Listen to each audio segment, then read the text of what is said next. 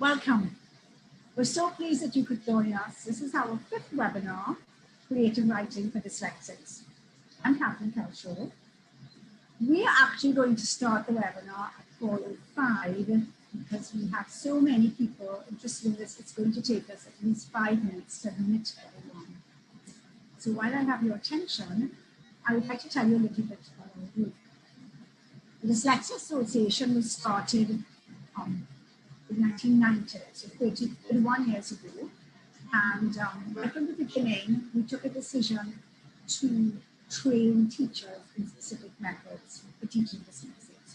We thought it was no use having a big awareness program, telling people about what dyslexia was, asking people if they were dyslexic, unless we could offer solutions. And so we have stuck with that. And over these years, we have trained over 1,000 teachers in specialist methods of teaching dyslexia. The teachers are all over Trinidad and Tobago. So almost every corner, from Moruga to Matura, to Goshishes, to Betsy's Hope in Tobago, and I think everywhere except Cedrus and Errington. Now we even have teachers in New York. So if you need help from a dyslexia tutor, it's very likely that we can find a tutor near you. So we actually run 3 programs. Our signature program is a 3-week training course for teachers in specific methods for teaching dyslexia. And in that program, we teach also assessment. So all these teachers are on a list. And if parents get in touch with us, or even adult dyslexics get in touch with us, we can put them in touch with someone, hopefully near them, who can do the assessment and do the tutoring that dyslexic students who have need. Other 2 programs we teach are actually out of the States. The first one is now Foundations for Reading, Spelling, and Speech. Actually, speech, reading, and spelling. It teaches phonological awareness. Now, phonological awareness is the awareness of sounds in a word. So for those of you who are dyslexic, you can actually notice if words are made of different sounds. So whale is wa, a, o. But for the dyslexic, they can't always divide that word into its separate sounds, or even if they divide the word into the separate sounds, very often they miss sounds or get them in the wrong order. So for instance, a dyslexic might spell help, H-L-E-P, and not notice that, that they've got the sound in the wrong order. So it's a very exciting program. Because we know that dyslexics don't notice the sounds in the words, we teach it through the mouth. So in fact, we teach them that that their lips move differently and their tongue moves differently to make a sound. So for instance, I'll give you a little lesson. When I say my lips are actually popping open. So for our children, we call that a lip popper. For a speech therapist, she calls that a bilabial closing. So lips, bi, 2 lips, closing. But we have really neat little names. And if the child misses out the put in a word, you can say, well, what did your mouth do when you said that word at the very beginning? Or if they put a slightly different letter, they can work out, that would say mop. How would you make it say pop? Check, see what your mouth is doing. Okay, so it's really exciting. It's also known as the LIPS program. So it was originally the LIPS program out of Linden Bell, and it has since been rewritten as the Now Foundations program. And the 3rd program we teach is for comprehension and expressive language, both oral and written. And that one's called now Mental Imagery. It was originally taught as visualizing and verbalizing. Now, for some dyslexics, words just seem to go in one ear and out the other. And after reading, they kind of think, I'm not sure what I even read. So we teach them to make really strong visual images while they're reading. And you know how powerful a movie is. and you can leave a movie and remember all these powerful images. Well, we teach our children to make these powerful images when they're reading. So, so those are our free programs, and anyone can call us or contact us by Facebook or by email and or through our website, and we will do our very best to put them in touch with the correct teacher who's teaching the correct program for their child.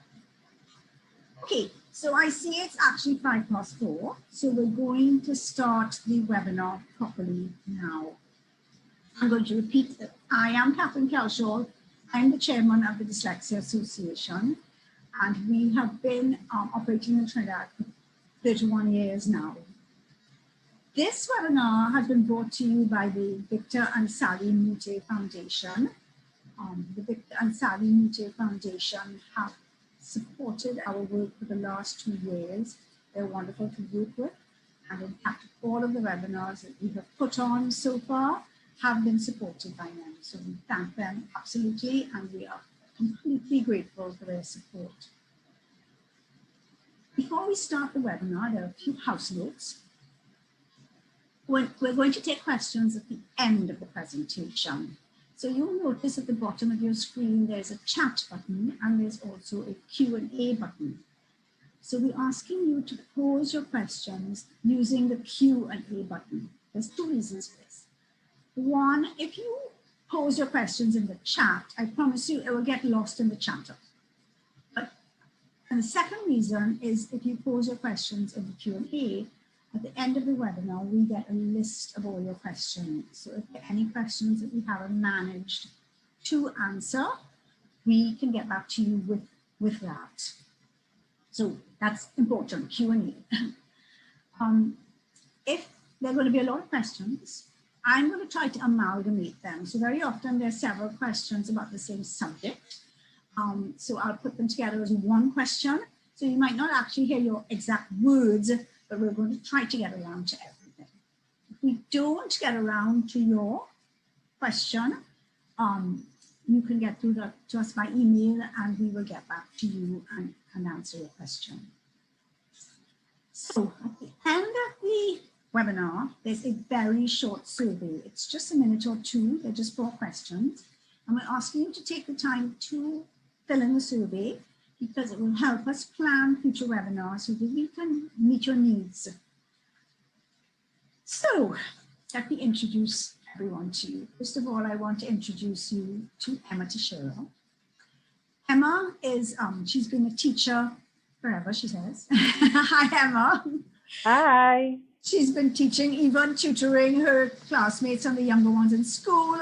She's taught at the preschool level. She's taught at primary school level. She had her own Montessori school for a while.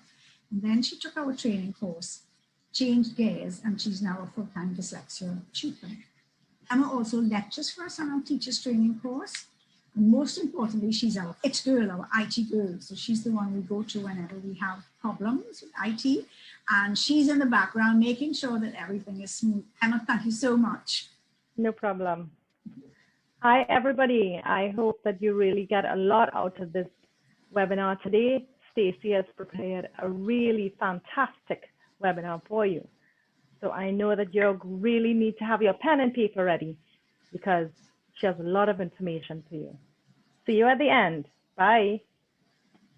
And maybe this is a good time for me to say that we are putting this webinar up on YouTube, so you can always review it, look at it again. It'll take us a few days to put it up, but also you can pass the information to friends. They will always be able to look at it. And we have our own channel. It's Dyslexia Association Trinidad on YouTube. So you can look at our last 4 webinars as well. So let me introduce you our panelists, Gayle, young Jodhan. Hello, Gayle.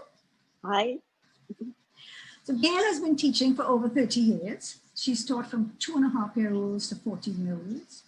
She taught SEA classes for 3 years, but she spent 20 years as a remedial teacher. Gayle also lectures for us on our teachers training courses, and we are delighted, Gayle, that you could join us to help us with our questions. Thank you so much. Hi, everyone. I'm really happy to be here, and it's heartwarming to know that so many parents, teachers, and remedial tutors are all together today because we're so eager to help our children to eliminate the frustrations they sometimes feel when it comes to creative writing. I know by us working together, we will definitely make this task more manageable and enjoyable for the children. So thank you for joining us. Thank you, Cathryn. Thank you, Gayle. Okay, and now to our presenter, Stacey Bridglalsingh.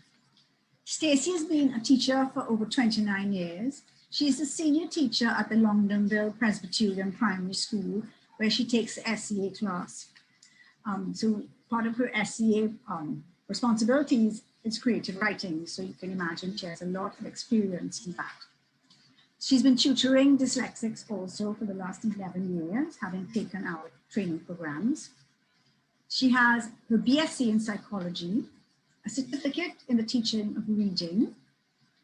She has a teacher's diploma in measurement and evaluation, and she has a postgraduate diploma in instructional design and technology. So Stacey, thank you so much for agreeing to put this webinar together for us. I am not going to take any more of your time. So we can give Stacey a few minutes to put her slideshow up. And once it's up, over to you, Stacey. Thank you, Cathryn. All right, Stacey, so you're up. That was quick. Off you go. Thank you. Hi, good afternoon, everybody. It has been my pleasure, and it is my pleasure actually, to work along with the Dyslexia Association of Trinidad and Tobago to present creative writing for dyslexics.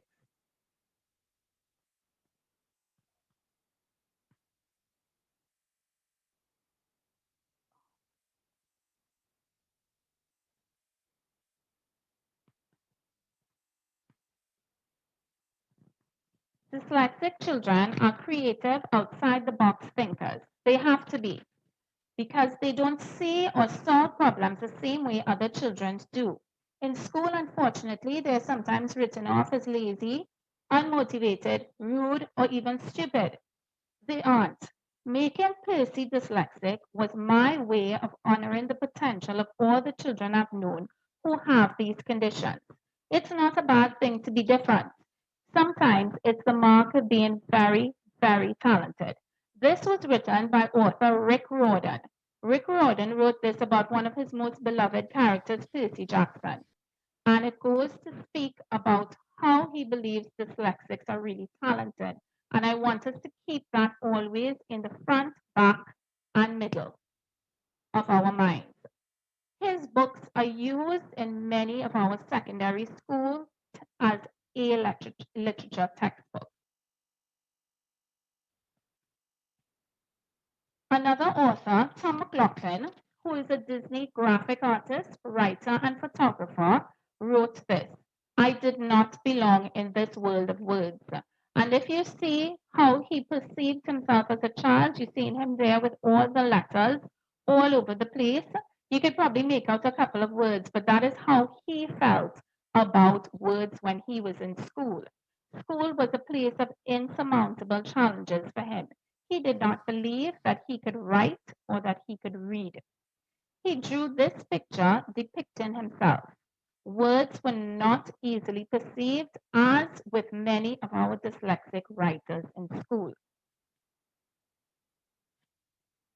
We are very fortunate that he was able to give us some tips.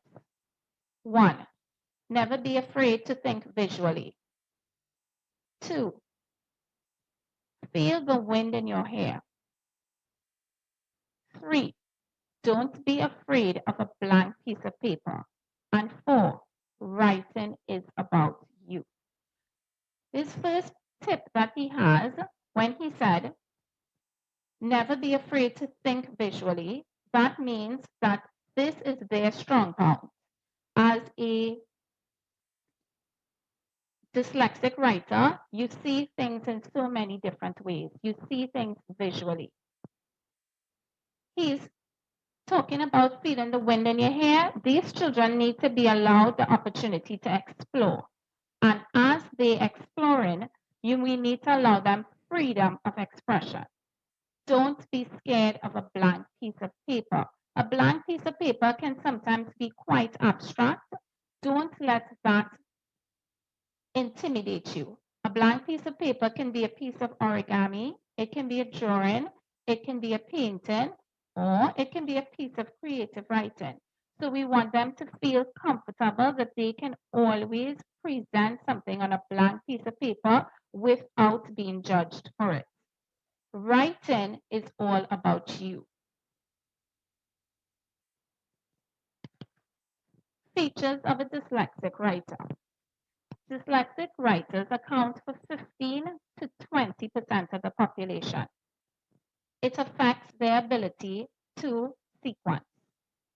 They may have difficulty staying on task.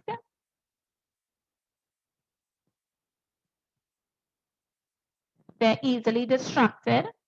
So these are the children who will start writing really well, and in the middle of a piece of creative writing, they will just get distracted and they will go off on a tangent. And sometimes you wonder what exactly is happening in the story. Cramped and illegible handwriting. Remember, for the dyslexic writer, penmanship is also an issue. So we need to be very cognizant of that. More than average test-taking anxiety. These children know their information. They go into the exam room and you know you would have taught them this information. You know as a parent, you know how smart they are. But when they go into the test and they come back out, you realize there's a whole difference between what they have in their heads and what was presented on paper, because anxiety has taken over their ability to think about the information that is requested on the paper. This, along with others, will result in a high level of frustration. When these children are frustrated, there are different ways that they will show that frustration. They will sometimes be aggressive, or they will withdraw totally. So these are the children who sometimes you're asking them to write and they will refuse to write. They might not come out and say it, but nothing will be written on the paper. I'd like to take this opportunity to read a piece of writing from a student of my class.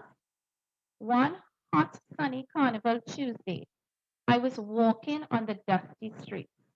I was behind a music truck dancing to my favorite song.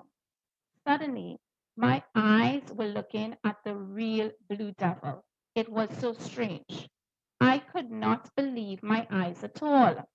I stared at this person who was looking like a devil. He had a red fork. It was so scary. I asked someone, "What is that?" They told me that is the Blue Devil. I said, it is the first time I was seeing something like that. It was something I wanted to learn more about. And this, if you look at the piece of writing here, sometimes we judge writing on what we see in front of us, but it's really not what is in front of us, it's what is the content contained in it. What is creative writing? So to understand how this is approached by dyslexic writer, we also need to understand what it is. Creative writing is the accumulation of all the language skills taught in school and can sometimes be a bit perplexing. Creative writing, sequence of events, grammar, punctuation, planning, rewriting, interesting ideas, editing, spelling, mood and tone, descriptive words. And that same speed is the speed at which the children are expected to perform at. Dyslexics and creative writing. It poses a difficulty for some children because the focus may now be on spelling and grammar. Reading is a sub-skill required. There's a phonological loop which gives difficulties and writing longer sentences. As the children increase in academic age, they are going to find that they have to produce complex sentences, they have to produce compound sentences. It lends itself to more thought and more organization, which sequencing is an issue with these children. Dyslexics have a natural sense of creativity, which cannot be taught. They are able to integrate personal experiences with acquired knowledge to generate new ideas. which lends to the figurative and sensory language required in narrative descriptive writing.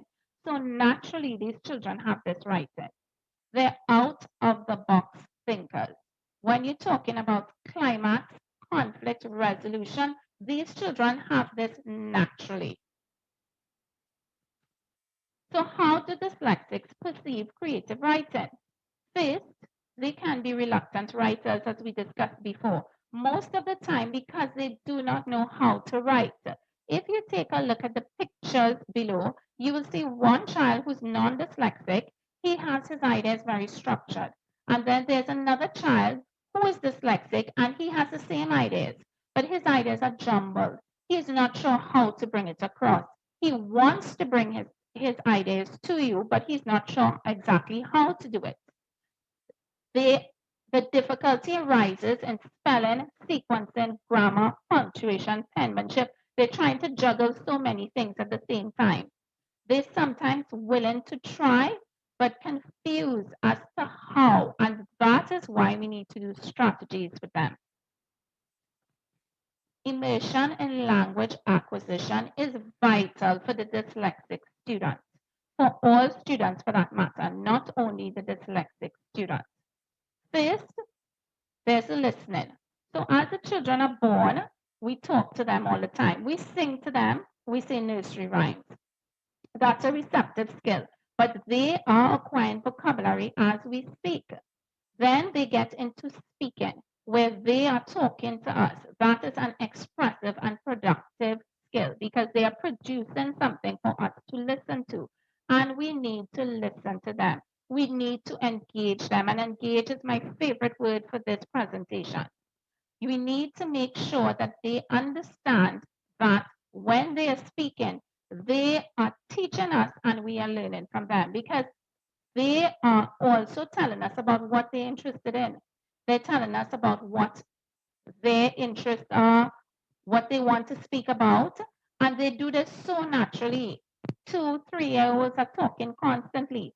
So we engage in them while they're talking and we're asking them questions. Why do you think so? How did it happen? We're teaching them from the age of 2 or 3 to be critical thinkers. Reading is very important for them. The dyslexic reader will not always follow the same format and the same timeline as the other readers. And we need to enhance this reading by reading to them. As Cathryn often says, you cannot afford to not read to them. Vocabulary, which is so important in creative writing, cannot be taught in exclusion. It needs to be taught in context. So when you are teaching vocabulary to them, you are going to make sure that they understand how to use it in a sentence, because if they don't, they can't write it. So we can give them all a lovely lists and YouTube clips, etc.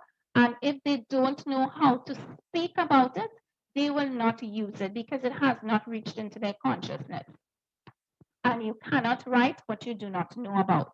Every single day, children should be read to by their parents and teachers for that matter. You see a lovely picture of a little boy sitting down there creating, and he has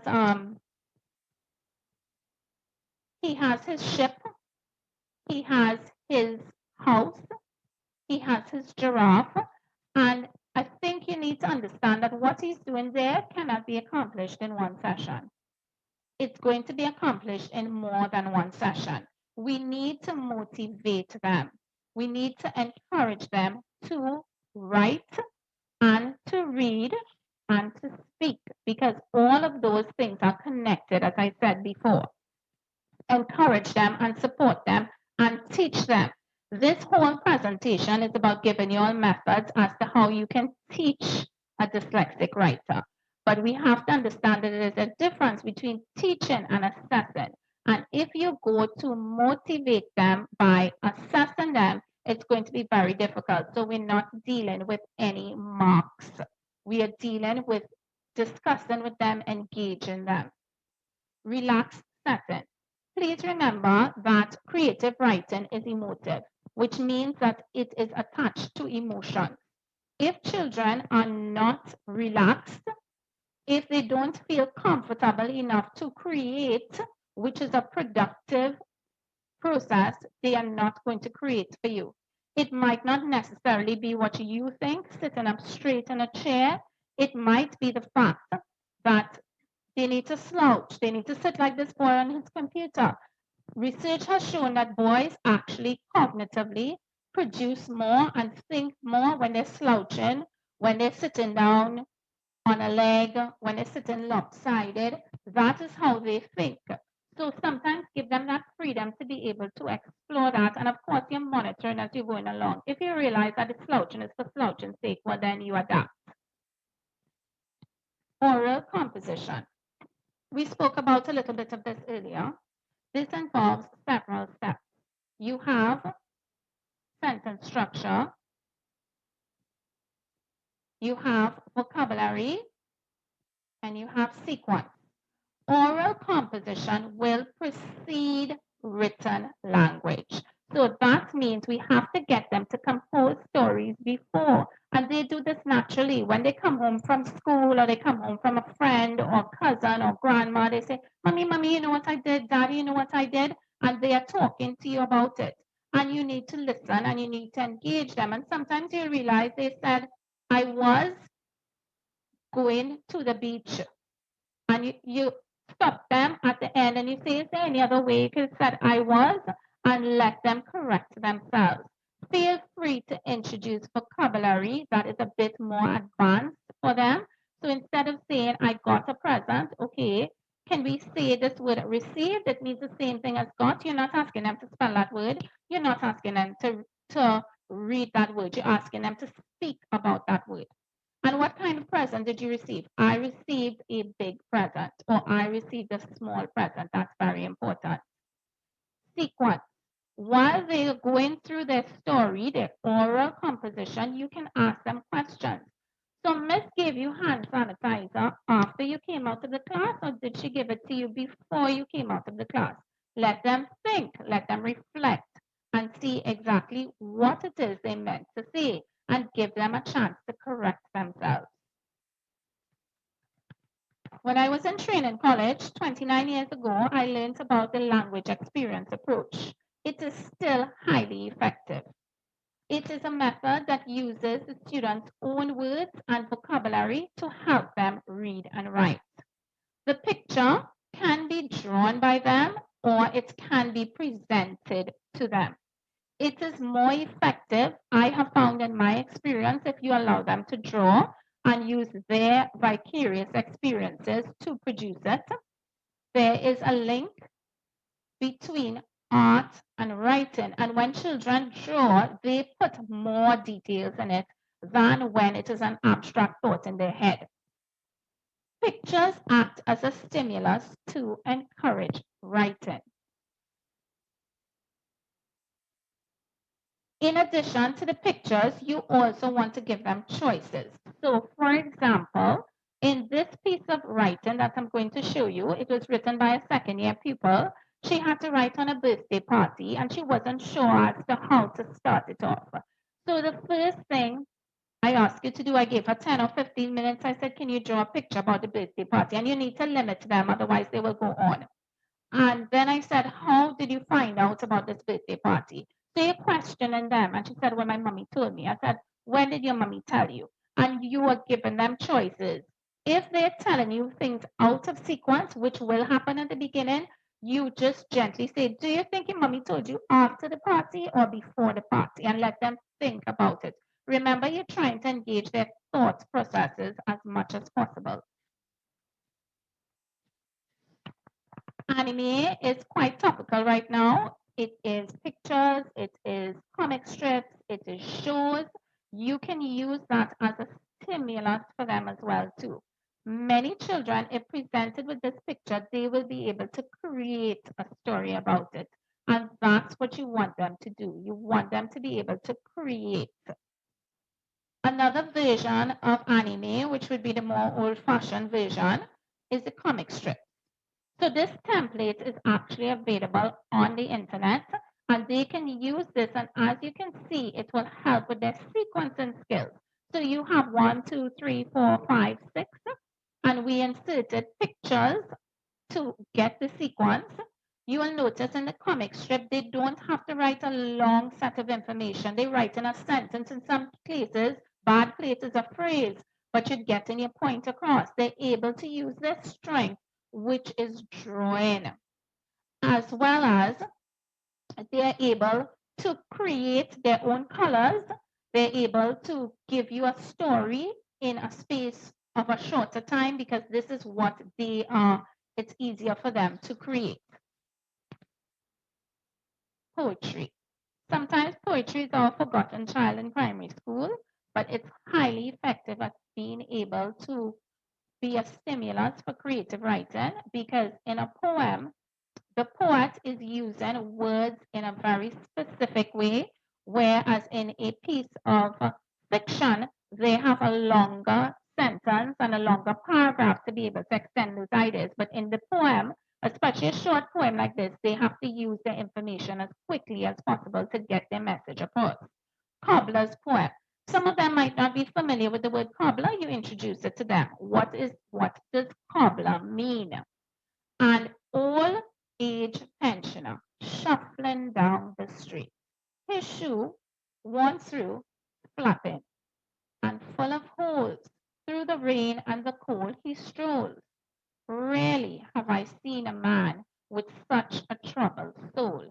I want you to pay attention to the length of the poem. You will see it's not a very long poem. It has a lot of descriptive words in it, which is we are heading towards. There's a picture attached, and you can see from the man's expression, his feelings. You can see what he looks like. You're seeing his shoe, and you're seeing the puddle from the rain. And the author, who is Tom McLaughlin, again, he was able to do a pun on soul, S-O-L-E, and S-O-U-L. So with my class, I would use this as a stimulus to discuss with. So you need to discuss with them. So you're trying to develop their imagination through questioning. And in this case, I'm focusing on mood. So in terms of mood, I asked them, how did you feel or how do you think the person felt? They told me solitary and embarrassed. I would not have said embarrassed, but they told me the reason why was because he had a hole in his shoe. And those children who actually experienced it told me it's very embarrassing. And if it's worn through flapping, it means that there's a certain connotation attached to you as a student. The vivid verbs would be shuffling, eyes cast to the ground. So you're seeing how that reinforces the mood. And the children are coming up with these by themselves. The adjectives and concrete words that would have supported all of this would be that his shoe was full of holes. And at the end of this exercise, you can ask them to create their own poem. Do not ask them to create a 4-stanza poem. You want to start them off small. You can ask them to extend that poem. You can ask them to write 2 lines. You can ask them to write 4 lines. And if you do have children who are dyslexic writers who want to continue that, yes, you allow them to continue.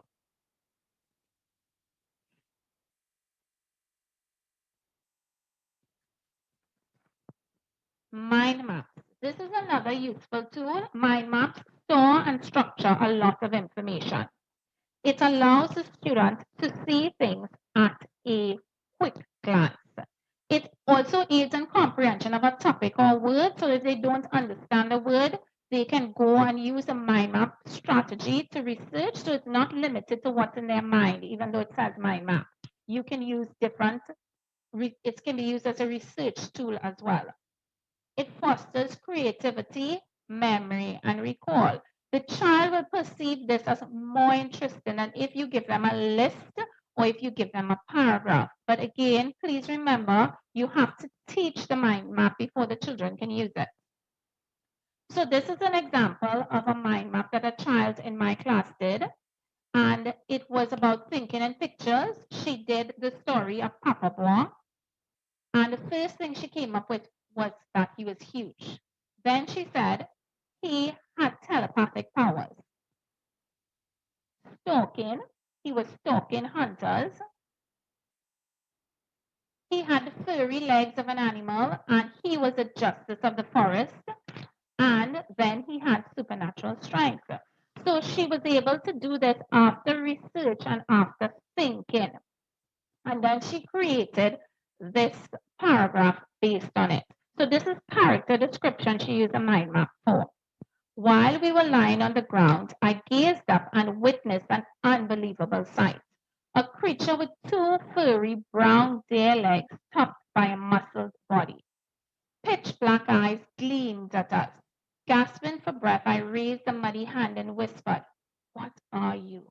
Using mental telepathy, the awesome creature said that he was Papa Blanc, Justice of the Forest. I gaped in disbelief.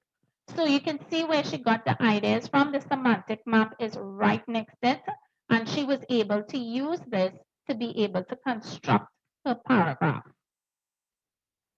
Show, don't tell. This is where stories and characters are related through sensory details and action rather than through exposition. So exposition means to tell, but this is where they are related very easily. There's no need to have them memorize phrases and sentences. When I was in Common Entrance, we had to memorize pages of similes. You're not going to let them do that. You want them to create it for themselves. And you want them to use their thought processes that you would have been developing since oral composition to work on this skill. You're using their strengths, their vicarious experiences, what they would have experienced a day at the beach, a birthday party, whatever, a visit to a foreign country, and you also link in emotions. For some dyslexic writers, the emotions might be a little bit difficult. So you find ways to target that. I have a boy who has to literally sit on a chair and spin around, and after he closes his eyes, spin around, and after that, then he can say, well, okay, this is how I feel, or this is what I saw. So you have to kind of let them explore as well too, because that's very important. So this is an example of how to do show, don't tell. Tell, it was a dark night in the forest. Show, I could not see my outstretched hand in front of my face. So you're bringing in the darkness aspect there. So the child is going to give you that piece of information. You are giving them the tell, and they're going to create something different for you. They cannot use dark night and they cannot use forest. They have to use other expressive words to bring that point across. Stumbling, I felt my way along using the barks of the trees to guide me. So now that the student has brought in the use of trees, so you know there are a lot of trees around. So you are inferring that it is a forest. The trees and bushes seem to crowd me. So the forest is all around the child, and they're giving you that impression by trees and bushes. The moon barely showed her face. So the moon is not showing her face, so you're not getting a lot of light from the moon. So again, it is darkness that's conveyed in that sentence. Eventually, the child reaches to the point. This is Papa Boy here, and one rainy night, he chased the hunters through the forest. That is how the child is telling you it. Now you want them to create it in a show. The storm clouds pushed each other in the midnight blue sky, while a silently fuming Papa Boy intensely stalked his prey through the densely wooded area. So eventually they're going to reach that point, but you do need to practice with them. And they can also draw. You can engage them in drawing as well too. This is a topic that might be a little bit controversial for some teachers, but it works. It's very efficient, relating a story to you.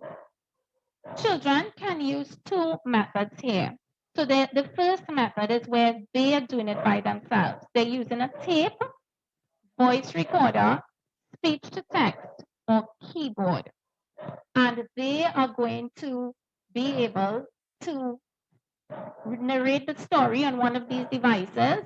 And after they narrate the story, they can write it or they can type it up. However, I find this way to be highly effective.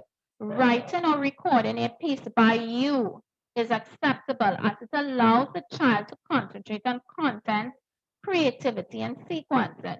So you're not concentrating on grammar, you're not concentrating on punctuation, you're not concentrating on spelling, because the person writing, which is you, parent or teacher, is doing that aspect.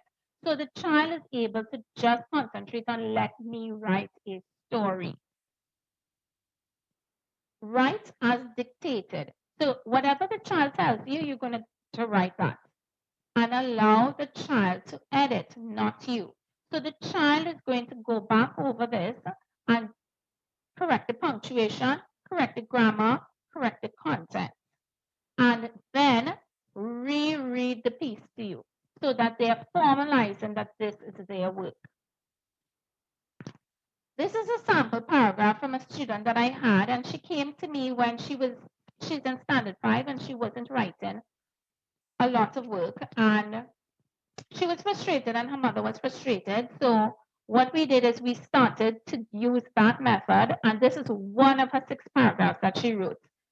It had only been a few days since I got the puppy, and my parents were already regretting giving me the cute black and white spotted creature. It was because, as tiny and cute as it was, there was a huge problem. He was not trained. He only knew how to be cute. I tried my hardest to teach him to do things correctly, but nothing worked. He drove everyone crazy. Sometimes I wanted to give him away too. We even tried getting him a dog trainer, but she quit and said he was impossible. And it was written by an incredibly brave, resilient student because she was so willing to try the method. And when she tried it, her writing automatically improved. And we've reached a point now where she no longer needs a strategy. She writes by herself. Scaffolding. That is another important technique for writing, working with dyslexic writers. Although dyslexic children perceive a piece of writing as a whole, they need to be allowed the opportunity to learn one skill at a time. Let them hone that skill and then move on. Teach the skill. I mentioned this before. Don't assess the skill. Teach it. Spend time with them. Read literary pieces and do not only use one genre. So if you go to YouTube and you type in the race, you will get images. Sorry, if you go to a search engine and you type in the race, you're going to get images, you're going to get YouTube clips, you're going to get stories, you're going to get non-fiction pieces, and immerse them, discuss it with them, engage them, and then tell them what ideas do you have for writing, and let them practice. They need to have independent practice, which you support in them. You can't practice one piece and then say, okay, let's move on to the next lesson. They need to engage in lots and lots of practice. This is an example of how we can scaffold. So first, you want them to use graphic organizers. Why plan using a graphic organizer? So the first thing, you're setting the purpose for them.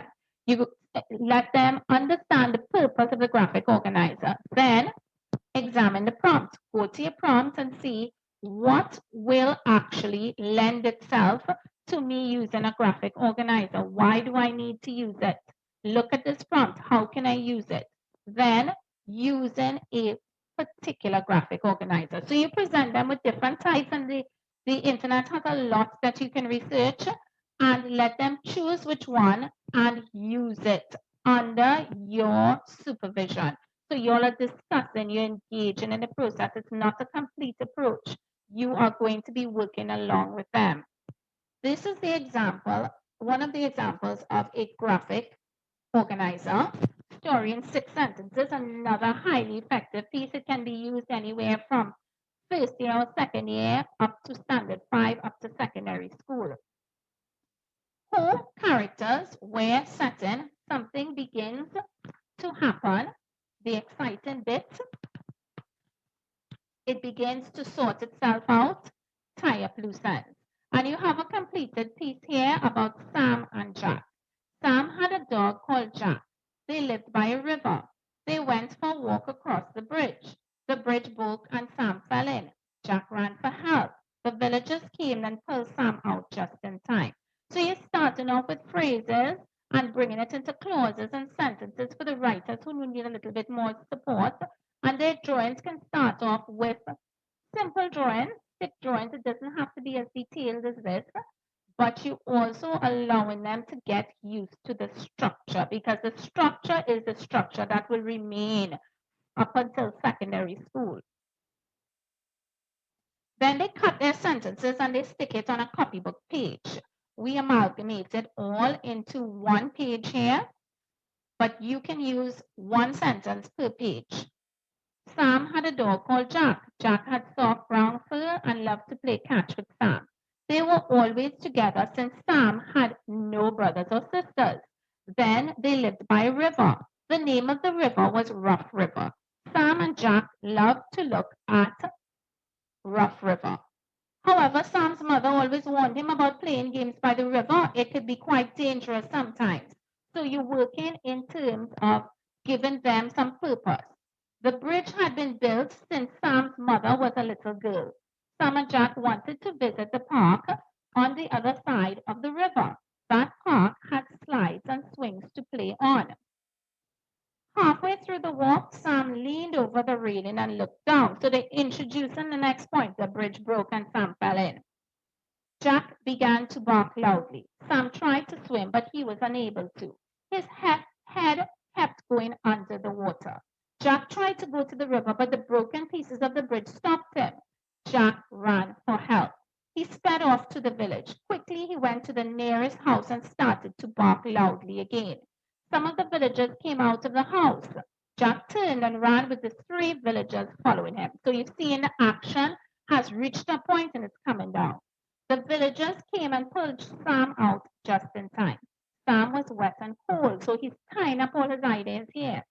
Jack went to Sam and licked his hand. Thank you, Jack, said Sam. And you can introduce speech. When I look at this piece, I more think of a standard 1 or 2 child, but you can introduce speech, and it's not necessary you have to punctuate, because that's not what you're working on. You're working on the sequencing of the story. You're working on having details, and that is directly tied to what they're going to do later on, narrative elements. Exposition is going to be how the story started, the when, the where. Then the rise in action is the action starts. Then you have your peak or climax. Conflict or problem. The conflict or problem was Sam fell into. Fall in action. The fall in action is going to be when the rescue happened. And the resolution is when you tied all your ideas in together.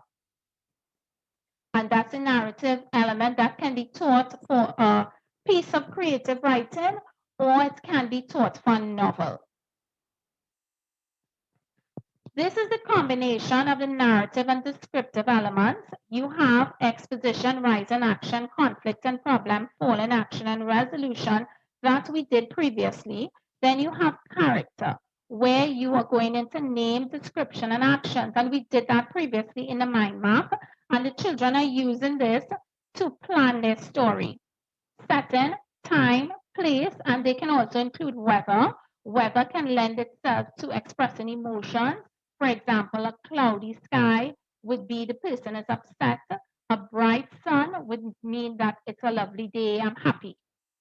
Simile, metaphors, and personifications. These are very interesting for the children to create and not lean off, and they are separate lessons in itself. So when you're teaching simile, next lesson is metaphor, next is personification, not combined together.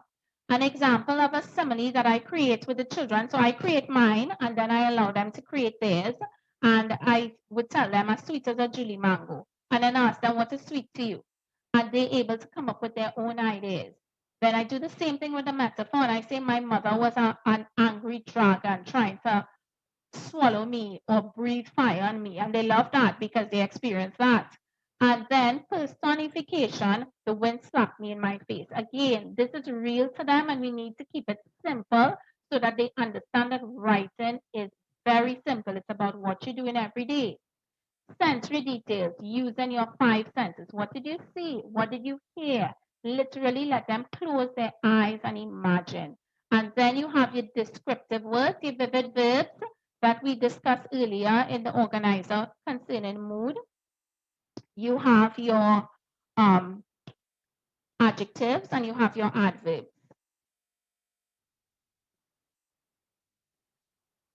So we also spoke about analyzing a prompt and breaking up a prompt into pieces. And this is a prompt that I will be discussing in slides coming up. You and your friends are finally allowed to go hiking together. Your parents will accompany you part of the way. You enter the forest and witness an unbelievable event. Write the story that follows. You may include what you saw, heard, and felt, the different emotions you experienced, how the situation was eventually resolved, and you allow them to highlight the important words. The purpose of that is that it stands out for them. So when it stands out for them, they're able to create a plan. This is a plan that was created by one of the students in my class. You will notice she did all the elements of narrative. Camping trip is her exposition after SCA, rise in action. She's chasing animals through the forest. Conflict or problem. Papa Boy caught us trying to catch a monkey. Seeing Papa Boy was her climax, the most exciting part. She apologized as her resolution, swore to never do it again. And then take a look at character. Under where she has herself, she says trying to catch a deer. So you need to go through this plan with them and make sure that they have it correctly. It's very important for you to discuss it with them. Under simile and metaphor, under metaphor, you will see fair grab me by my throat. That is not a metaphor, that is a personification. So you need to also go through it and pay attention. You'll notice she doesn't have a lot of descriptive words. So as you go through the plan with them, you are discussing it with them. You are asking them to research. You're not giving them any ideas. You say, well, what do you think are some other descriptive words? Close your eyes, imagine, go on and research, use a YouTube clip, anything that they feel will motivate them to think more clearly about what is needed for their plan. Transition words. It used to be that and because were the most favorite transition words, and we've now reached to as. So the most popular word I find as transition words is as. So what we want to do is we want to have a list of transition words. This is an advanced list of transition words for an older writer, but you can find many of these on YouTube. You stick it up where they're writing, and I find sometimes they like to write. So let them write. And after they write, then they can go back and they can insert some different transition words, change transition words, and that makes it more effective for them because they are doing it for themselves. So you don't change the transition words for them. Let them explore that. But of course, before they can do that, they need to understand what each word means. So you need to discuss it with them. Everything does not have to be written. Self-regulated strategy development. This is the use of the rubric and a planning and a graphic organizer to plan their work. It helps them stay on task. It helps them to sequence their work. Am I following my plan? Is it what they are supposed to be doing? It assists in remembering the different elements and keeping on task. It allows the learner, so it assists in remembering the different elements and keeping on task, as I mentioned before. Then there's a combination of mnemonics and graphic organizers. It allows the learner to remember the steps easily. So a mnemonic is one letter that comes at the beginning of the word. And it's easier for children to remember that, especially dyslexic children, than trying to memorize the whole word. It's less intimidating. So the graphic organizer I would have shown you previously had a lot of information in it. These that I'm going to show you have less information on it. It caters to the visual and 3D aspect of the learner. You have the 5 W's plus H. I normally ask them to write a prompt or title in the middle to keep them on task. Then there are the questions. Who, what, where, when, how, and why. This is an example of a completed one. He was speaking about a loud crash. Who was involved? His parents. Where was he at home? When did it happen? And as you go along, they're filling in the information there. It does not have to be detailed information. they can just put a word in a phrase because it's a planning tool. This is quite lovely, especially for the younger writers, where you're literally using your hand and you're using those aspects of it for the 5 W's plus H. How? Pick apart an idea, pull apart my prompt, organize my notes, and write. So this is a mnemonic here, P-O-W. It's easy for children, and when they hear pow, they just explode, pow. So this is really not for narrative descriptive writing, but I've adapted it for narrative descriptive writing. And I asked them to write the prompt in the middle. I'll show you my example. Right. So I combine here pow and tree. So I'm going to go back to tree to explain. But you will see the pow here. The topic was meeting Papa Bear in the forest. She was hiking. She read about Papa Bear. She loves animals and nature. So that's why she chose that prompt. Then coming out of it, she did a little semantic map there. And she said what she knew about Papa Bear. She did not know everything she wanted to know about. So I asked her to take a KWL chart, just a short thing. It doesn't have to be a long, complicated thing. And she wanted to know about how Papa Bear communicated. So she went to a YouTube video and she researched it. Tree was used by her along with this. Tree is when you turn the question or idea into a sentence or main idea of the paragraph. A lot of children don't realize that every paragraph must have a main idea and supporting details. So R and E are the reasons and evidence for your reason or reasons. So you can use examples there. E, wrap it up and also examine and make sure that you are on point. So everything in your paragraph that you've written is on point. And you'll see where she used tree there. She said the main idea was Papa Bear caught us stealing. He was angry. Then R, justice of the forest. He's responsible for the safety of the animals. That's a reason that he was angry. Telepathically shouting. He followed us. Thunder clouds were accompanying us. And we tried to escape but failed. So that's the last part. And she's going to use that to lead into her next paragraph. Use of the process approach. Feedback is key. So the process approach is something that teachers would be very familiar with because it was used with the CSC and even before that, where the child pre-writes using a graphic organizer. Then they draft the piece. You do not concentrate on spelling, punctuation, grammar. It is just the story you're focusing on. Then they share that piece. You can share that piece with your friend. I normally ask them to read it to their friend, and then I read the pieces. And when after the friend and I have read pieces, we make oral comments to the child about it and give the child a time to revise it.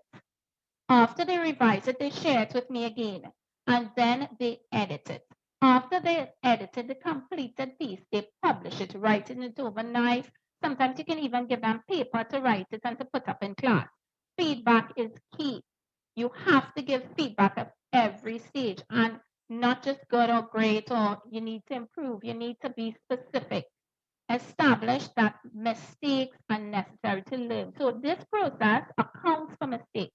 So yes, you made a mistake, let's correct it. It allows the writer, especially the dyslexic writer, to break it up into smaller tasks.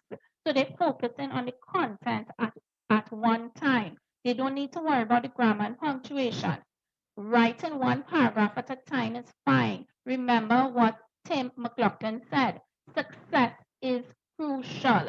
So if they can see that they can write one paragraph successfully, you move them to the next paragraph, and that is fine. Nothing is wrong with one paragraph at a time. Editing can be done by the child, which again, we are encouraging them to correct themselves and regulate themselves. Writing is an emotive action, so be respectful. Remember, when they brought their ideas to you, they trusted you enough to read. So be respectful. It might not be what you expected it to be, but you are there to guide and support them. Positive reinforcement. Identify areas that can be improved and offer support, again, support and engagement and discussion is very important for creative writing. Feedback is important. You read their work, you assess it, and you make recommendations. You don't tell them they have to do this. You say, well, why don't you? What do you think? Why did you say? Where can you go from there? Or where are you planning to go from there? And that makes a huge difference in the way the child perceives feedback. Making a movie in the backyard. This is 2 strategies in one. So the first strategy lends itself to more the child sitting in the class, closing eyes, or being in a certain area at home and closing eyes and imagining what is happening and telling you what is happening. So they're literally closing their eyes and a movie is going on behind their head. And they are relating it to you. And as Gayle says, make sure it's an exciting movie, otherwise you'll leave the cinema. So you're impressing that upon them, and it's not writing. They are creating orally with you. Then you can ask them to act that out. You can ask them, okay, act out the climax. What does this character look like? So you engage in them in this process. After they finish writing, they can read aloud to others, and they can actually dramatize it, which they love to dramatize it to others. And they can use props. If you're talking about a day at the beach, you've gone to the beach last week, bring home a shell, bring home a stick, bring home some sand, and let them recreate. How did you feel? Let them touch those things, smell those things. That is exceedingly important for these writers. It helps them to understand it so well. Role model the behavior expected. This is vital. I have found this to be one of the most powerful tools I have in my arsenal. My children write, I write. My children read their essays, I read my essays. Then they critique my essays. They're excellent at telling me what I did wrong. And it also is a bonding experience. So I am sitting down and writing. They are sitting down and writing. So they understand it very well. Miss is engaged. This is how she is behaving when she is writing. This is how I am supposed to behave when I am writing. And then, in addition to that, it gives me an idea. Sometimes I write on a topic and I think to myself, what's so hard in this topic? And then I write on it. And it's really difficult. So you need to also, as a parent or a teacher, sit and write some of these essays sometimes. Think about it, brainstorm it with them and say, okay, this is where I think my story is going to go. Where do you think your story is going to go? And then do the work, pair it together and share it. It's very interesting to see how you might write a story versus how they would write a story. When I was writing my story, they were able to tell me, Miss, I don't find the climax is so interesting, and I had to go over and rewrite my climax because that was my feedback. And you need to also accept feedback from them when they give it to you. Recording their stories. So you've now finished your writing piece with your child and you are ready to publish it. Let them read their story, send a voice note for grandma or auntie who lives away. You can send that on WhatsApp. You have video clips. If you have a video recorder, let them dramatize the story and you record them and send it. YouTube channel, if you are comfortable with that, there are YouTube channels that you can actually upload your child reading a story. Facebook has several groups that advocates for that as well too, which is like the new photo album where we used to show pictures. Now these videos have become your way of presenting your child to the world. So these also make it real. What we practiced in school recently with one of our standard 1 teacher actually had children dress up as storybook characters, and that was amazing as well to see. They can illustrate, draw comic strips. Before we use anime and comic strips as a stimulus. Now we're using it to publish their work. So they've written the story, they can take out a little piece, you can tell them, take out the problem, draw 3 little boxes for me about it. And they're able to effectively draw it, which means they understand that is analysis and synthesis. So if they can take out the conflict and draw a comic strip in 3 boxes, that is excellent. That is high order thinking. Reading and writing are practical and real. This is what goes on all around. Don't make it seem an insurmountable task like what Tim McLaughlin said. Make it seem this is you. This is your life. You're experiencing this every day. They need to understand that this is a skill that is a life skill, just like mathematics. So let them use what is in their environment, what is in their head, because they have a lot going on here. We just don't know it. So encourage them to use that. Every day is a new day. Not every topic, not every prompt, not every graphic organizer, not every sentence or paragraph or creative writing piece is going to be what you want it to be. There are going to be frustrating days, both for you and for your child or children, as in the case of teachers. You need to just take a deep breath and say, every day is a new day, tomorrow is another day. It's a road you're traveling. It is not a final stop. Do not feel that it is going to be based on a mark. Creative writing is a life skill. We have had many novelists who went on to write lovely books, but yet still never achieved success in school. So keep persevering, keep behind them, keep supporting, keep teaching and not assessing. That is very, very important. Thank you for your attention. I really hope that I was able to lend my voice for two reasons. One, to be a champion for dyslexic writers because I believe they are very gifted writers, and also to help you as a parent or teacher be able to move your child forward. Back to you, Cathryn. Thank you, Stacey. My goodness, wonderful. Before I let you go and pass on some of the questions to Gayle, I have two questions referring directly to your presentation. Sure. One was, one of the parents wanted to know if you could share the link to the cartoon template. Sure. Yeah. So do you know it by heart, or I can always, you can always send it to me and she can email us for it? I can send it to you.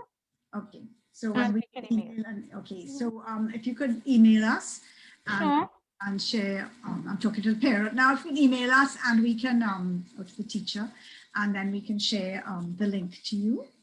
And the other thing, Stacey, before I let you go for a while anyway, somebody wanted you to go over again the acronym TREE. She thought the slide went a bit fast for her, and if you could say what the TREE meant. I have to apologize to her because I thought I was running out of time, so I can't go through it again. Do you want me to share that slide?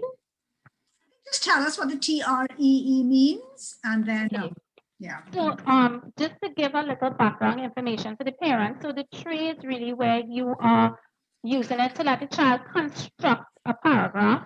So the T is a topic sentence or the main idea where they are going to be able to write based on the prompt. So they would have used Power already and they got some details there, and they're going to turn the main idea is tree, where you turn the question or idea into a sentence or the main idea of the paragraph.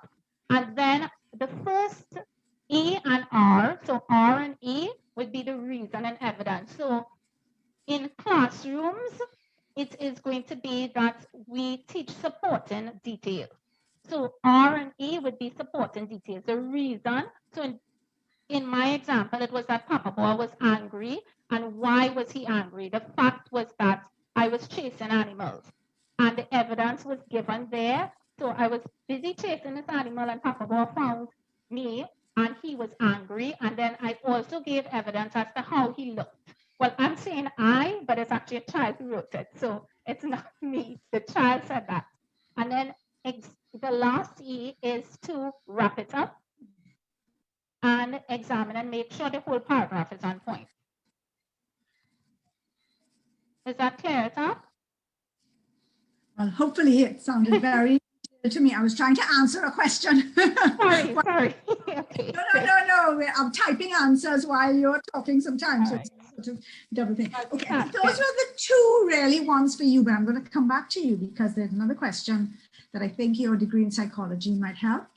Also, parent, and this is for all the participants, shared with us Story Jumper, STORYJUMPER. It's where children can write stories and create their own books, which you can then share with your family and friends. So I think that sounds like a wonderful site, Story Jumper. So I'm going to actually ask Gayle the next question that I have. This question, Gayle, is at what age should we introduce children to creative writing and comprehension? Okay, now this introduction really should begin as soon as the child could talk or express himself verbally, because we have to remember that this training is not just for an exam, it's training for life. Okay, parents, you remember those days when your 2-year-old had all those why questions? Some of the questions I would get was like, how does water flow out of a pool? Or how does a blow dry your hair? And try explaining backwashing your pool or evaporation to a 2-year-old, right? So you have to be there. You have to be available to them to answer those why questions when they come up. If we just plop them in front of a TV or a babysitting device, they won't get the answers that they're seeking, you know? So we wonder, have the questioning disappeared? Are the children not curious anymore? I really don't think so. But if they're just sitting there alone, there's nobody that they can turn to ask, okay? Now, it's not that I'm against devices, so don't get me wrong, okay? But they could never replace you, the significant adult in the child's life. So we have to be there for them. So we want to start communicating as soon or even before they begin to talk. And this will surely give them a jump start to the development of strong language, creative writing, and comprehension skills. So we must put in the time if we want to see the results. So well, I'm really trying to answer some questions that are coming in, but I think I'll stop doing that because I'm not really paying attention. And I'd just like to say to all the participants that if you do not get your question answered, please email us. We're info@dyslexiatt.org. If you're on this webinar, you know our email. So we had a lot of questions about getting children assessed, and it's not particularly about what we are about this webinar. So I really want to concentrate on the questions to do with creative writing. So I'm afraid, Gayle, that the next one is also for you. Okay. What can we do when the child hands in 1 or 2 short sentences and says he can't think of anything else? Yes, we go crazy. No, as teachers and parents, you know, we wonder, well, why is this happening? Why is my child, why can't he do it like so many other kids can? And but there could be many reasons why this is happening.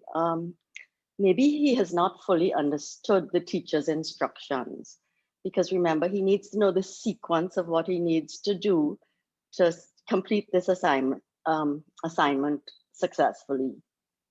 So if he doesn't have the sequence or the steps that he needs, we have to, you know, pull him aside, go through it with him again, maybe have him write down the steps because sequencing is so difficult for him. Other children might just lack confidence because they've failed so many times attempting this task. We do have to be patient. We have to encourage and help them to get over this hurdle. He might feel that if he gets back his paper, it's going to be covered in red marks because of his incorrect spelling, grammar, or punctuation. And sometimes it's so covered in incorrections that we can't even see the child's story underneath all of it, you know? To me, that's like taking his work and ripping it up in front of him, you know, all his hard work. And this really would crush a child. So we can't do that. And if spelling, grammar, and vocabulary really are the reasons that he's making the poor attempt, well, we just let him know that we're looking at the content for now and that we will do the editing later on. And this would put his mind at ease, so he'd be more willing and to put his thoughts and ideas down on paper. When we have identified what the problem is, by, of course, talking with the child, having a chat to find out, you know, what he doesn't understand or what could be the problem. And if he trusts us enough and he knows that we're there for him and we really want to help him succeed, he will open up to us. And once we find out what it is, we have to address that problem immediately, because it's not going to go away. It's not going to disappear. So, you know, we tackle the problem and then help the child through it. So that's some of the reasons. The main thing is finding out what it is and then addressing it and helping him through. Yeah. Thank you. You know, I always think while listening to you, and I'm thinking, you know, as adults, we don't write a perfect letter the first time, or Sure. I mean, even when I'm writing a sympathy card, I write it on scrap first and scrap it out and reorganize it and change the order, and then we write it properly. So so none of us as adults actually sit down and write a letter or a piece straight off. Well, we edit. Sometimes we forget that that's the process, and the children must do this as well. I also remember Barbara Foster, who came down from the Dyslexia Institute in the UK when she first came to train us. And she said, you know, some children realize that if they write too much, they're going to have a lot of spelling mistakes and they're going to have to write all those words out 5 times. So they're really smart enough to know, I'm not going to write too much for this teacher. Oh gosh, for sure. Oh, poor thing. We need to get over the spelling and grammar stuff and punctuation. Even now there's Grammarly. And if you think that these children are not going to be on their computers in life, and you know, sometimes I think we're teaching the skills of a medieval clock when there's all this technology that's going to help us through. I have Grammarly on my computer and it helps me through everything I write. So if your children are on their computer doing their work, put Grammarly on. It's wonderful and it's free. Yeah, great. Right. So I have one for Stacey with especially her degree in psychology. It's not particularly Stacey about creative writing, but one parent wanted to know how to prepare a dyslexic child for an exam. I think like it can be preparation that just starts the week before the exam. You have to first ease them into it, because I think a dyslexic child too will respond to structure. So you need to structure it and say, okay, you're going to write an exam. Let's talk about it, engage them. Again, that's my favorite word, engage, because engage and discuss with them and let them understand this is what it is about. And also, parents and child need to understand that this exam is not the end of everything. And it's not the beginning of everything, because we like to say pass for secondary school, your life starts. It does not start there. Your life started when you were born and you've had a lot of experiences. So you need to allow them to understand that this is an exam. There's no, how to put it? There's no judgment attached to the exam. And you're going to take away some of that anxiety, because they are anxious because they think I'm going to fail or I'm not going to do well. And just like you said before, they're not going to want to try because it means that something might happen that is not what I want to happen.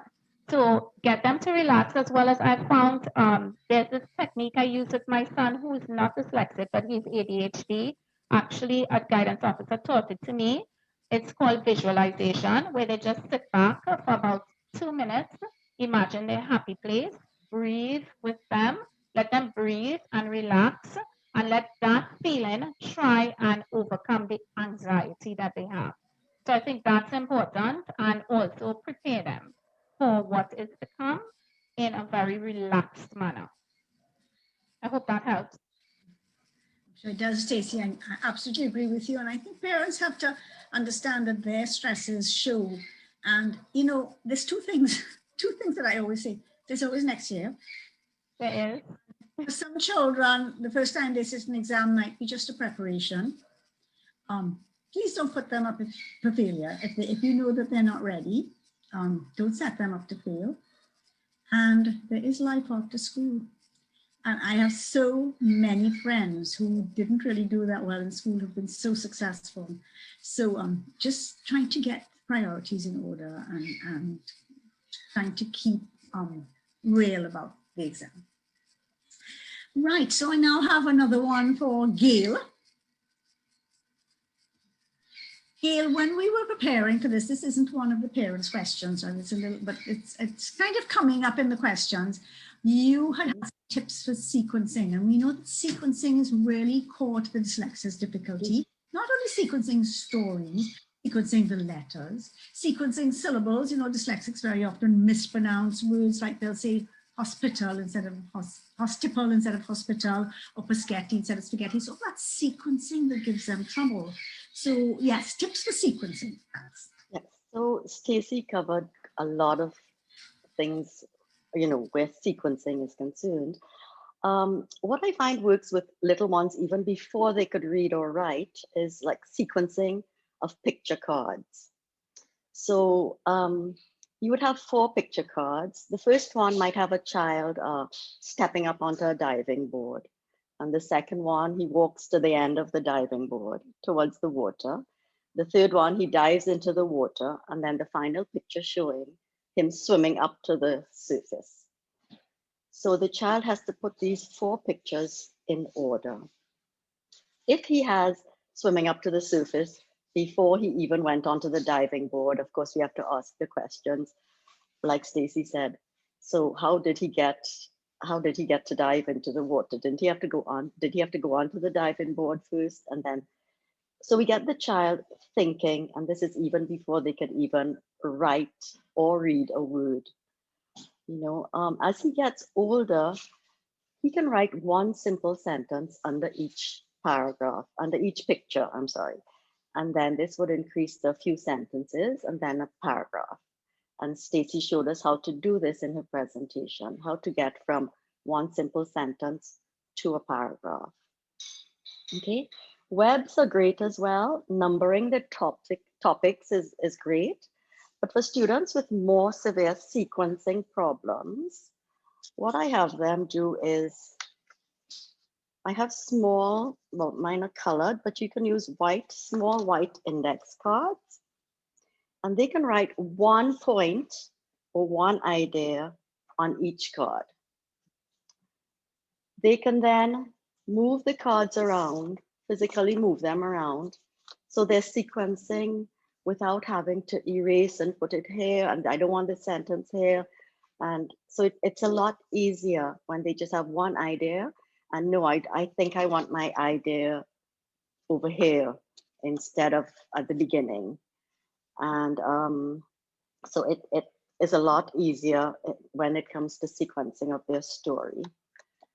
Also, with the cards, they're not seeing a whole lot of words on one page in one place, because for dyslexics, seeing too many words could be a nightmare. Visualizing was also mentioned, and we referred to it as making movies in our heads. And then, like we discussed, movies could be either exciting or boring.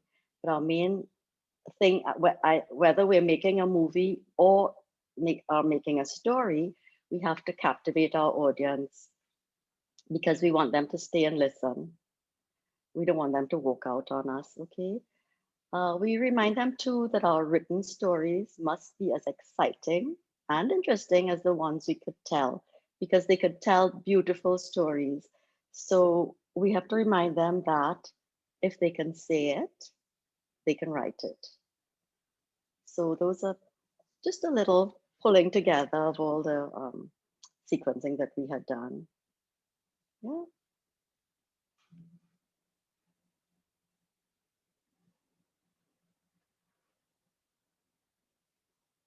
Oops.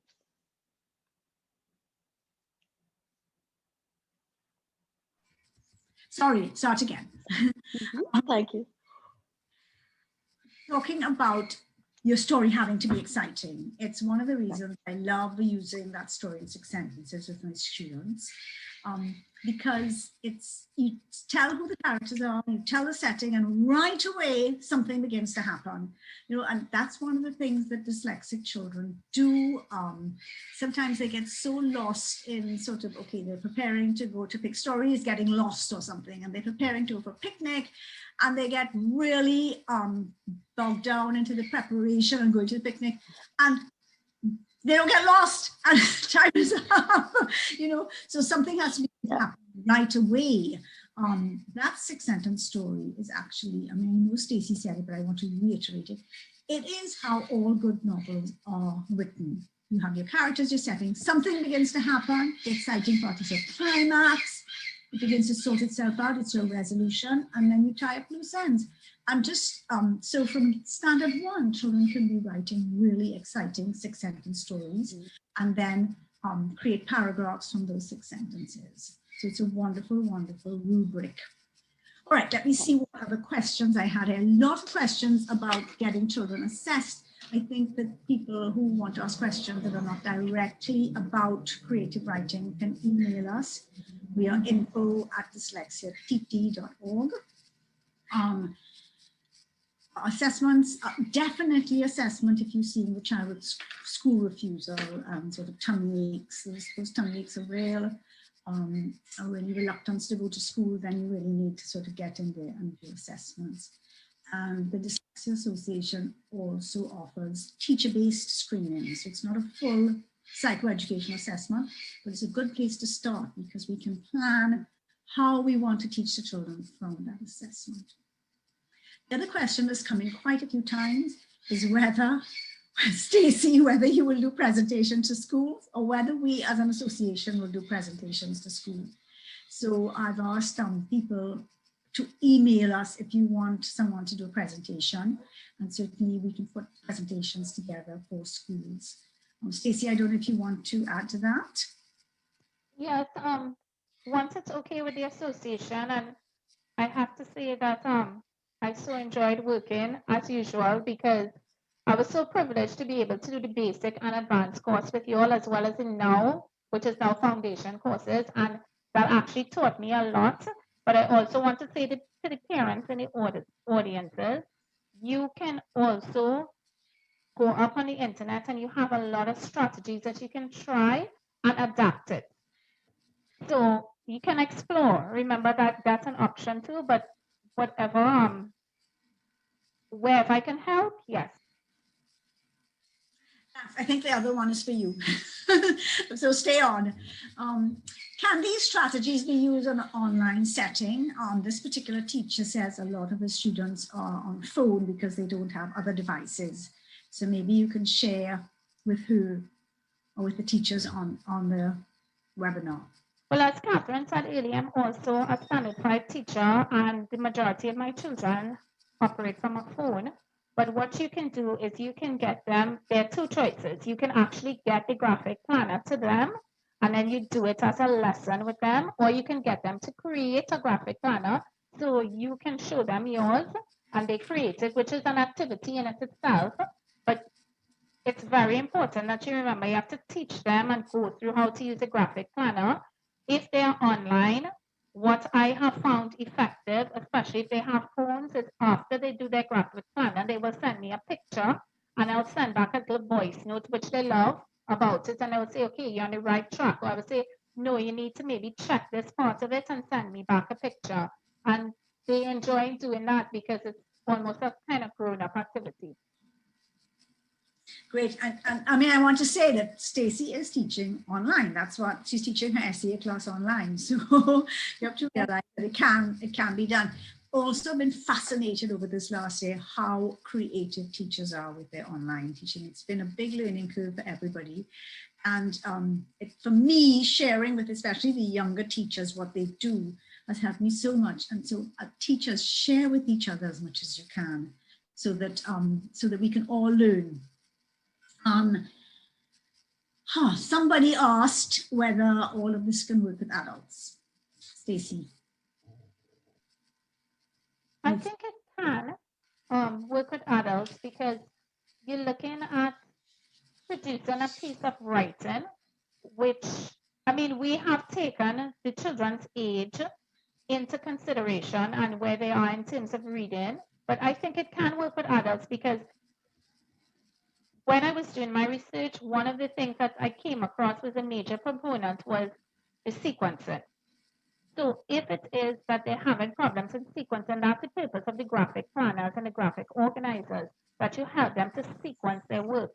And even if you look online at novelists, when they talk about their process, like Cathryn said, one, it's not a complete process in one step. You have to plan, and you're teaching the adults how to plan their writing. We teach that at university. They use that method as well too. So it is, I believe it can be used for adults once adults are willing to work along with it. I'd like to tell a story, Stacey, about that. Sure. I had a friend whose son was dyslexic. It wasn't really recognized in those days. And he took 6 years to finish his degree, his BSc. And he told me a story later on. He said, you know, my final paper, the professor called me in and said, what are you trying to say? And I told him, and he said, well, that's wonderful. But you didn't say that. And if he had had these graphic organizers, if he could have organized his writing with a graphic organizer, I think he would have been fine. So luckily he was in England and dyslexia by then was recognized and he was given a pass because of his oral presentation. And so that also emphasizes what difficulty dyslexics have in writing something down. He can tell it to you. He told it to his professor beautifully, but he couldn't write it down. So the other question I've just had actually is another one asking whether her daughter can tell her the story, which I think, Stacey, you've actually said that yes, get these children to tell you the story and write it down for them. So I don't know, Stacey, if you want to say more about that. How old is the daughter, she said? Did she say? Well, no, she didn't say. She just said her daughter was having difficulty writing the story and was it okay for her for the mum to write it for her? Yes, that's a beautiful method because in two ways. One, the child is able to tell you a story, which is a bonding experience between you and your daughter. And two, the child doesn't have to deal, your daughter doesn't have to deal with the aspect of actually writing and okay, what am I going to do from here? Is my writing spaced properly? Did I punctuate properly? Just use that. I think sometimes as teachers, and this happened to me as well too, I felt that if I'm writing it for the child, what are they going to do for exams? How is that going to help them in an exam situation? How is that going to help them for SEA? Because most of my career I have been in the SEA class. And then I realized that it is going to help them because it is a support system. It's like if you've broken your leg and you use a crutch for a little while, and then afterwards, after you use a crutch, your leg gets better and you walk. Well, the crutch helps you. And that's the same thing. This is a support for the child until they've reached the point where they can. And the child was able to, who I read to you all, she was able to reach to that point where she's writing and she's confident in her writing, and that's what you want from them. Thank you, Stacey. We've actually reached the end of our webinar. It's after 1:30. I'd like to say if you need to leave, go right ahead. People have asked where they get the survey, and as you leave, you will get the survey. If you want to stay for a few more minutes, I do have a few more questions, and I know that both Stacey and Gayle will stay on with us for another few minutes. So bye-bye if you're going, and stay with us if you can for the next few minutes. I just have one or two more questions that I'd like to put. So Gayle, actually, just very quickly, Stacey had talked a lot about the importance of reading to the children. And how do you see this as being important? Yes, well, I think both you and Stacey have expressed how important reading is. But reading, yes, but I'd like to talk a little bit about bedtime stories because this seemed to have like gone out the window in some homes, you know. But bedtime stories have the potential to create lasting impacts on our lives. if we were read to as kids, we remember sitting with one of our parents or both and listening to the stories. And so besides increasing the academic ability, it also strengthens the family relationships. And it helps the child to have a love of reading from early. So psychologists have said that shared reading does more than just improve language. It aids also in the development of narrative skills, which, you know, is what we covered today as well. And so the families that read more, the children become more well-rounded readers, and they build that passion for books from young. Reading also sparks your imagination and stimulates curiosity. Yeah, and this helps in the development of the child's brain. Of course, it improves focus as well. For a younger reader, you're going to start with really short stories, and as the concentration and focus get better, the stories would get longer. One thing that I really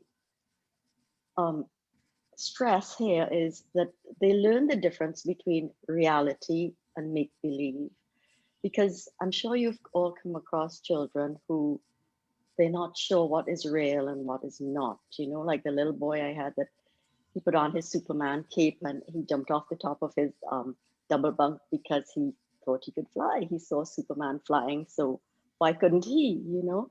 So by reading to them, we could tell and explain the reality and the make-believe.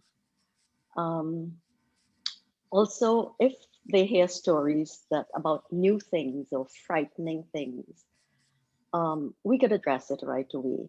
They're not sitting in front of a TV and watching a show, and we don't know what they have watched, but for nights they're having, you know, they can't sleep and they're having nightmares, and we don't know what is causing this.